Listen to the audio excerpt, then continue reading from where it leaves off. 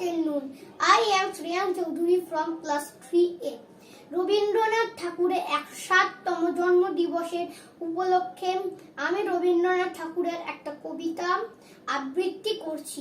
প্রশ্ন: রবীন্দ্রনাথ ঠাকুর, মাগো আমায় ছুটি দিতে বল, সকাল থেকে পড়েছি যে মেলা, এখন আমি তোমার ঘরে বসে করব শুধু পড়া পড়া খেলা।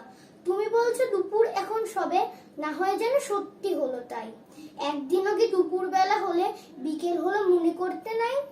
আমি তো বেশ ভাবতে পারি মনে, সূর্য ডুবে গেছে মাঠের শেষে, বাগদি বুড়ি চুবড়ি ভরে নিয়ে শাক তুলছে পুকুর ধারে এসে। আধার হলো মাদার গাছের তলা, কালি হয়ে এলো দিঘির জল, হাটের থেকে সবাই এলো ফিরে, মাঠের থেকে এলো চাষির দল। মনে করো না উঠলো সাঁঝের তারা, মনে করো না সন্ধে হলো যেন। রাতের বেলা দুপুর যদি হয়, দুপুর বেলা রাত হবে না কেন? নমস্কার।